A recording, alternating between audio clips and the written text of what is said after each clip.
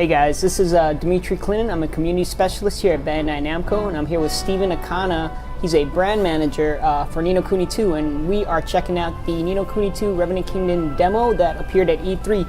We're just going to do a walkthrough real fast and show you some of the features, some of the gameplay, some of the boss battles, and just some of the cool gameplay mechanics in the game. So, Steven, go ahead and start us off. Yeah, I think what we'll do is, so the demo that we had at E3, it actually features two separate areas. For the demo, we really wanted to give people a chance to really just jump straight into the action. So both of the demos, King's Cradle showcases a mid-size boss battle, and then Longfang Lord of Flame, that one is featuring kind of more of an epic size boss battle. Nice, so, I'm excited. Both of them are a great way to kind of showcase some of the fighting mechanics that are in the game, because the combat is actually really different from the first Ni no Kuni. Really unique, definitely. And also, it goes into a bit of showing you some of the variety on how the Higgledies assist you in battle. Cool. One of the things that we were really highlighting in at E3 was the fact that the Higgledies are almost like your fourth party member. Yeah. So there's a lot of stuff that they're able to do to be able to assist you, you know, based on situations, things that they do on their own, things that you can command them to do. So really excited to show everyone. Rockin'. So while we were talking, we actually heard someone talk over us. That was Tani, one of the Sky Pirates, right? Can you give us a little more background on her? So you meet Tani pretty early in the story. It's shortly after both Evan and Roland escaped from Ding Dong Dell during the coup. Okay. So Tani is the adopted daughter of the leader of the Sky Pirates.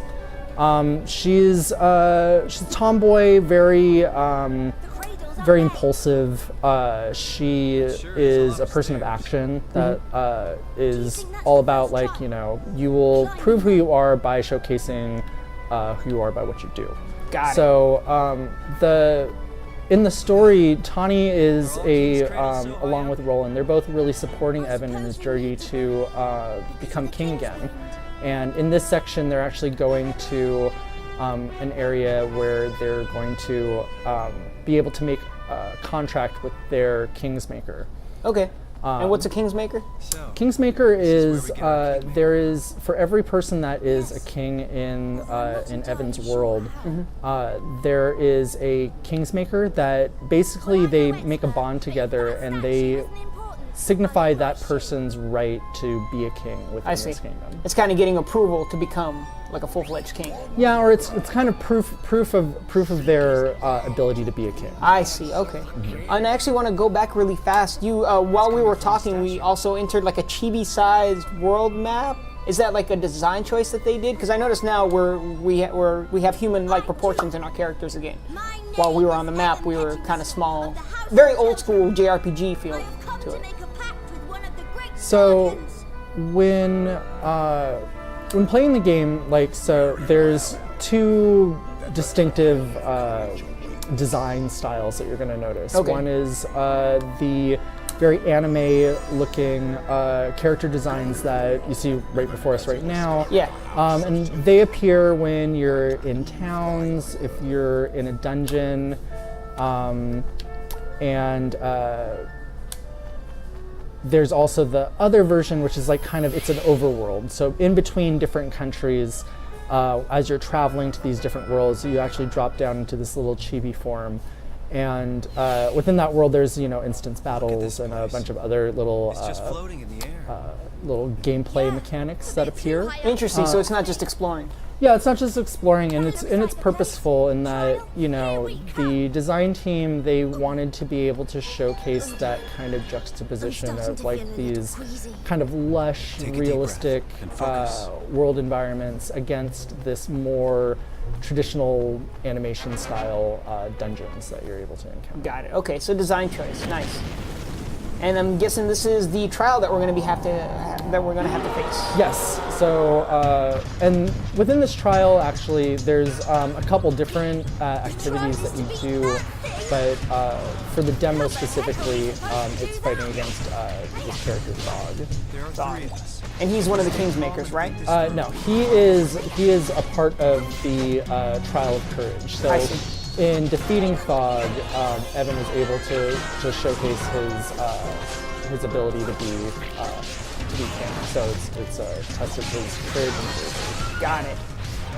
And there we have the Higgledies, those small little guys that have different, I guess, elemental properties that can be used to help you, right? Yes. So if you see like the fire Higgledies, they're throwing little swords over at Thog right now. The water guys are throwing some water attacks. So there's things that they'll do on their own, but if you see these Higgledies here, they're giving me an opportunity to be able to boost my attack power.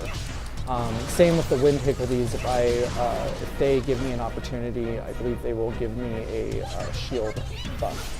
It's very cool. Like if you're in that vicinity, that's how they work. I always thought you used like the right analog stick to control it, but no, they move on their own. Yeah, so they have their own sensibilities in looking at what's going on in the battles, and you can tell there's always a leader to each of the groups, and the leaders are kind of signified by they'll have like a little neck charm. Like if you look at the wind Higgledies here, he has like a little cape around him, or on the fire ones, there's a guy, he has a little bulldog collar. And they're called Higgledy Heroes. Okay. So the Higgledy Heroes are almost like the generals of these little groups. So they're like saying, hey, come over here, we can give you a little bit of assistance, and then just boosted my attack power. That is some crazy attention to detail. I didn't even notice that when I played the E3 demo originally, that some of them have like a collars or a charm around their neck. That is cool. Can you customize these Higgledy Heroes, or they kind of just do their own thing? We don't have any information on customization for the heroes, but there's a lot of cool information that's in the pipe.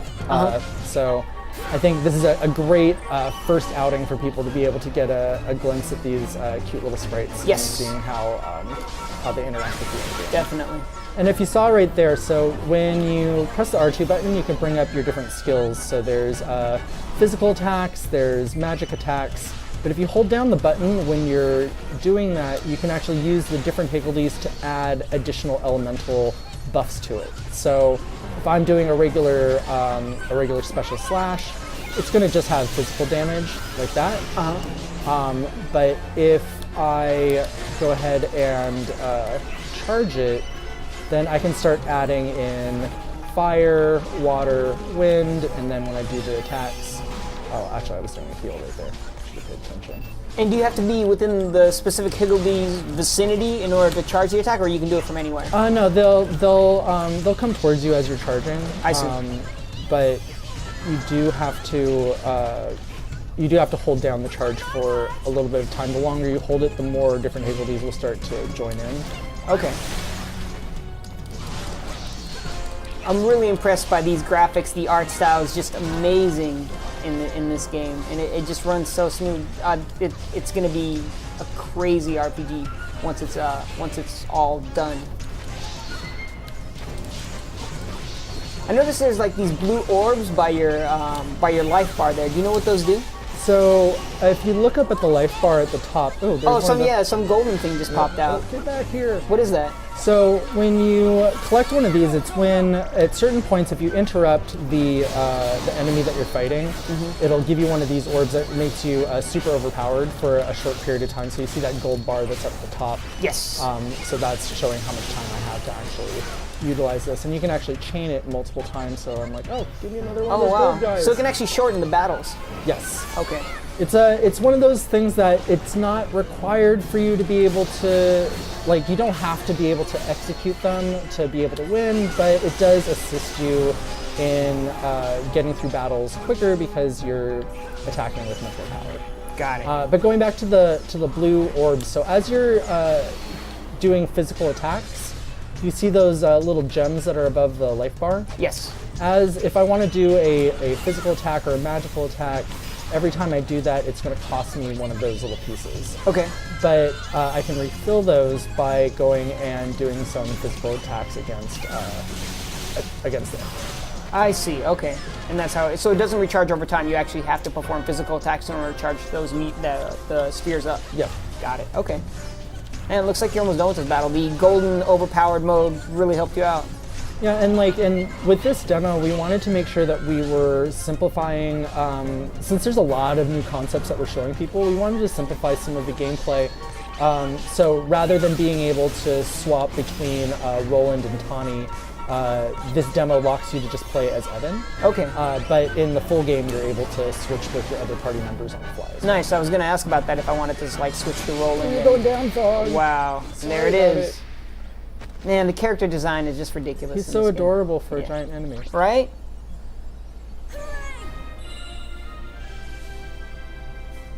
Mission clear. All right, one down, one to go. We did it, Evan. We beat that horrible. That horrible lump. He's not that horrible. I know, right? He's very cute. And if we pass the trial. So there we see that means Roland. you'll get your Can king. you tell us a little bit more about Roland? So Roland comes from a completely different world. He ends up showing up in Evan's world kind of during the commotion of the coup that's occurring in Ding Dong Dell. You've earned the right to And work. Roland in his own world, he's much older. He's probably in his mid 40s, late 40s. So he And- appears younger when he's Yeah, he in- comes over to this world. He's strangely, he's much younger, and he in his own world is a president of his own country. That So- might help Evan out a that- little bit. It's kind of why he decided to stay in Evan's world, is that he sees a lot of himself in Evan and sees that, Evan has a lot of potential to be a great leader. So Okay. he decides that he's going to stay in Evan's world and help mentor and groom him to become a king. Gotcha. And that's a big theme throughout Ni no Kuni 2, is that your story, in this case Evan, but the idea that your story is crafted by the bonds and connections of all those that are around you, whether positive or negative. So when you have there's some villainous characters like Otto Mausinger. There's positive characters like Auntie Martha and the Higgledies. There's all Batu. there's all these different characters that will really shape Evan as he grows to become a king. I see. So it sounds like it's a coming of age story for him. Exactly. Now, what it takes to become a king, a good king. Got it. All right, on to the next one, Longfang. I'm excited for this one. I've seen the opening cutscene. It looks amazing. I think we should just sit back and let people enjoy it. Yeah, this takes place in an area that right after Evan makes his king's bond with his kingmaker, Lofty, right? Lofty. They end up traveling to It doesn't look happy. this country called Goldpath. And in this world, there's it's a casino town, and that's Longfang. He's the guardian or the kingmaker for that country. I see. Okay. And for some reason, he starts acting very aggressive towards Evan and his party. They believe that something nefarious is going on, so they end up having to take him on in an epic battle in a volcano. I saw that thing at the bottom, Butcher, Baker, Kingmaker. What is that? Is that just his title? It's kind of just that, for people who've played the first Ni no Kuni, they'll be happy to know that the team that was involved in the localization of the first game is also heavily involved in this one. So a lot of the nuance that they give to the localization is it's very similar and has that element of, even though nostalgia you usually don't say for games that are I would say wittiness. Yeah, no, I mean it's something that's very unique to Ni no Kuni itself. Definitely. And there we see Lofty at the bottom of the screen.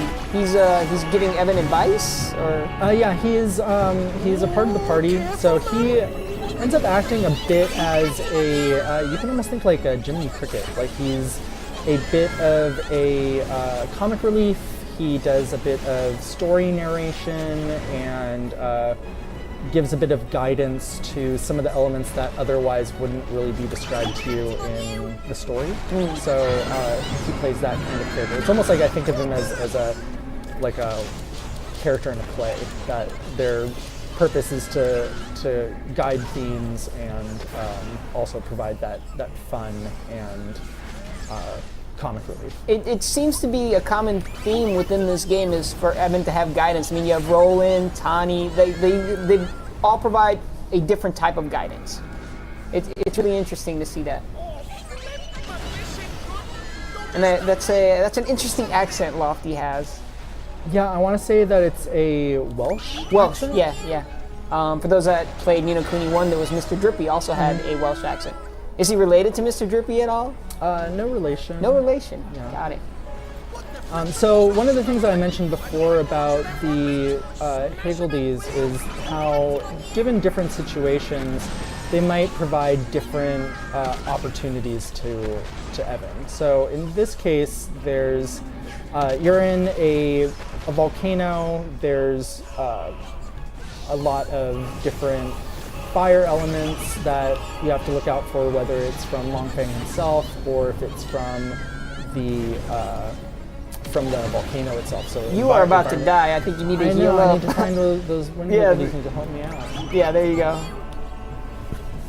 So the fire Higgledies know that if in this environment that it's that their power element is actually something that could be really helpful to Evan. So they will give you opportunities to be able to erect barriers that give you complete nullification from fire damage. Interesting. So I just saw a green orb or shield form around you. What was that from? That was from the wind Higgledies. So Okay. they're able to give you a buff that's going to help with shielding and defense. Got it. The other thing I noticed during this battle, it's very strategic. You can't just hack and slash Longfang. He backs up, he comes forward, casts different attacks. You have to really use all elements of gameplay here. You have to use the Higgledies, you have to use Evan. Yeah, the battles are pretty dynamic in that Super dynamic. There's a lot of different things that you need to keep your eye on. Like in this case, the fire Higgledies are going to give me an opportunity to have a fire barrier, and I don't get any of that damage from breath of fire that he does. And those little fire rocks, they'll explode if you don't do anything about them. So yeah, that's what I was actually going to ask you about. Why are you destroying the fire rocks that come down? Is there a purpose for that? It will. There's the. Oh, I meant to do an attack there. There is the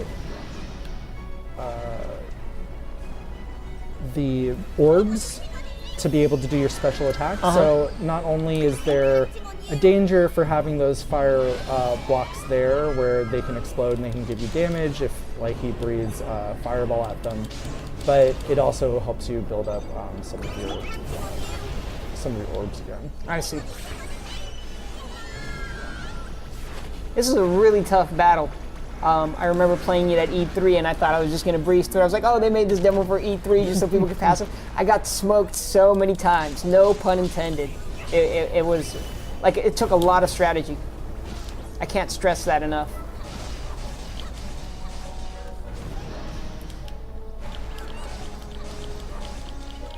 And with the real-time battle system also comes a lot of more different moves. You're able to jump now during combat. You're able to roll.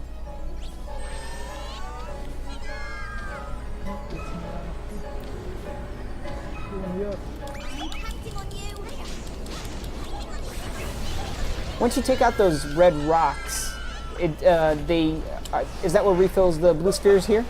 Yeah. If you see anytime I destroy one of those rocks, there's I think three little orbs will pop out. Gotcha.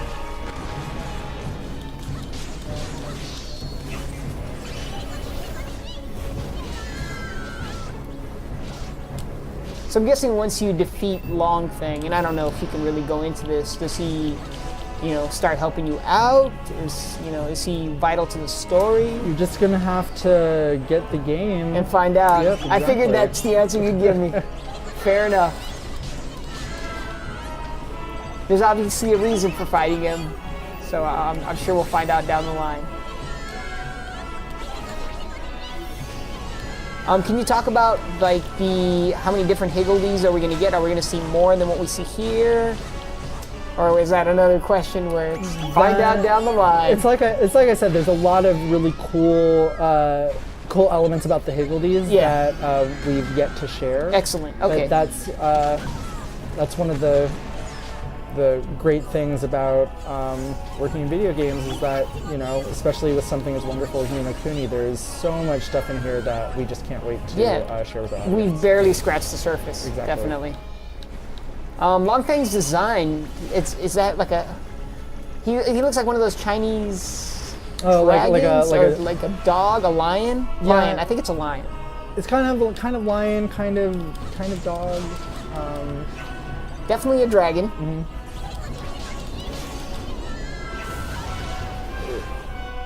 I can tell this is a time-intensive battle. Yes.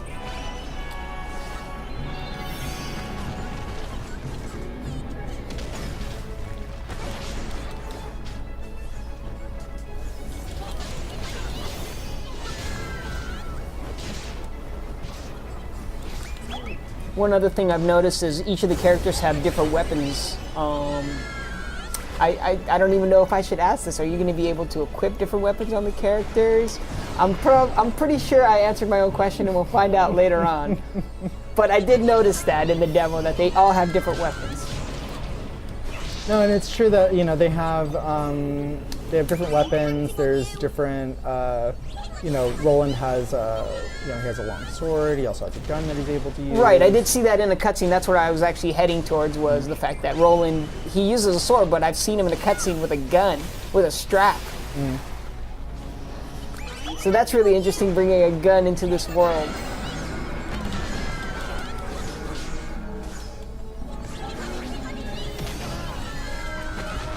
It still blows me away the amount of detail level 5 is putting in the game. You see like the marks on Longfang's scales there, and his broken claws.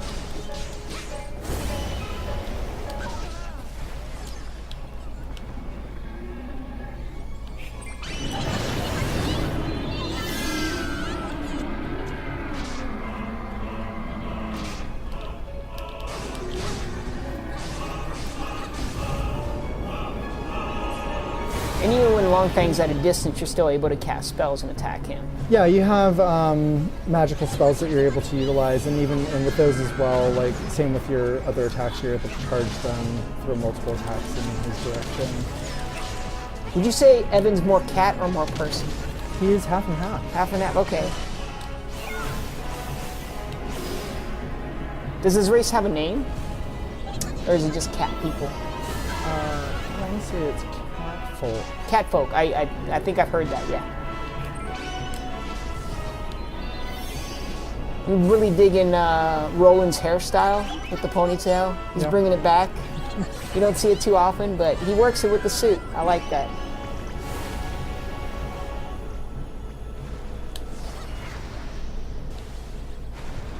And one other thing I've noticed is the design choice of the characters really brings out their personality. Like you could tell Tawny's a tomboy. She's got, you know, her two pigtails just sticking out. They're not like braided or anything. She's just wild. She looks wild.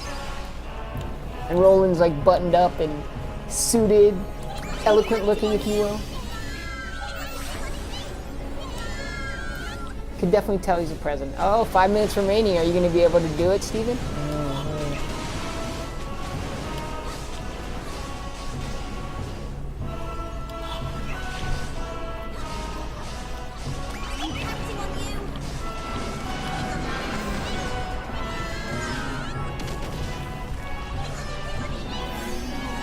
If you don't hear me talking, it's because I'm trying to let Steven focus on the last part of the battle. Like I said, it gets really tough, and it's hard for him to focus and talk to me at the same time. I'm trying to just see like all of the different areas I need to be looking out for. Look at those. Yeah, no, like I said, these battles, especially an epic one, or one as big as this, there's a lot going on. He's got to dodge the stones. Help me, Higgledies, help me. He's got to ask Help the me. Higgledies for help. And he's also got to listen to me talk about Roland's hairstyle. So there's a lot going on for Steven. I really respect the work that he's doing right now. It takes a lot. Well, that's the cool thing with this, you know, with the different spells that you're able to cast. Like, you know, I can keep track of my own health and I can heal on my own. It's just making sure that I'm, again, keeping track of all those different things that can be going on at one time. Got it. Even during the cutscene, you're able to attack him. That is interesting.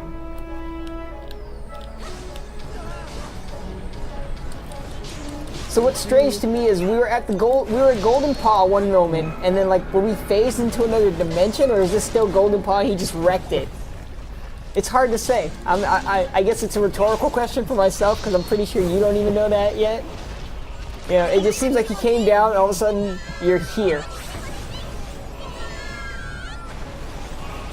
It almost seems like it's his like domain that he lives in. 3 minutes remaining. I think you got this. I think you're able. I believe in you, Steven.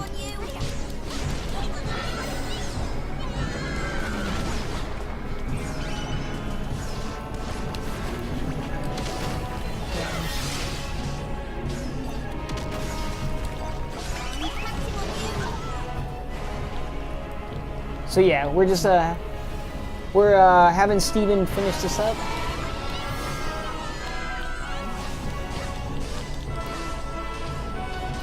Almost done here. It's almost taken Longfang out. I believe he's gonna do it. I've seen him do it at E3. So as you can tell, not gonna be a easy game. I'm sure this ramps up. I'm sure this is a battle later on. But yeah, battles like this, it is a fully fledged RPG. It's like, you know, it may have a dare I say it, kiddie aesthetic, but there's a lot to it. And it'll ramp up and it'll teach you things. You're not going to go in there blind just fighting Longfang from the beginning.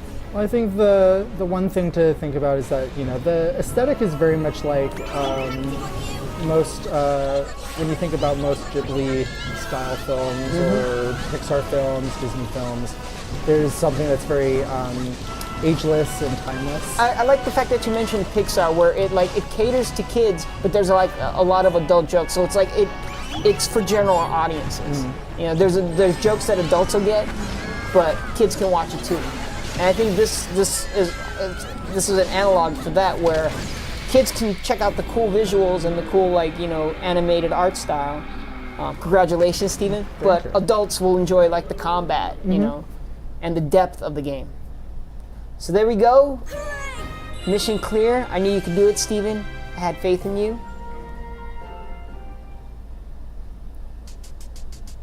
Let's check out this after cutscene. Longfang doing attacking his own kingdom? That is a good Supposed to question, Tani. protect it. His king's bond's been pinched, isn't it? Which means he's not a king. What does he mean by no more. pinched? Stolen?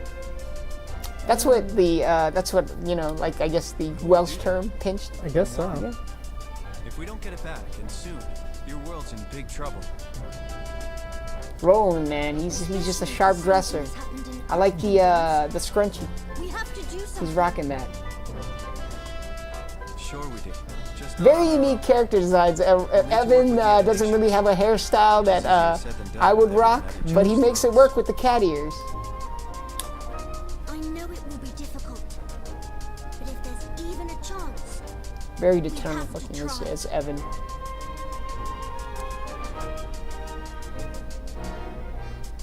So that's it. Ni no Kuni 2, we just announced a new date. January 19th is when it's coming now. It's coming to PlayStation 4 and Steam, PC via Steam. We're going to have more details as the game's coming along. We're going to try and get more playthroughs. I hope you guys enjoyed this one. Steven, thanks again once again for joining me. It was awesome having you on. I'm glad you were the one playing and I wasn't. You passed all the trials here today.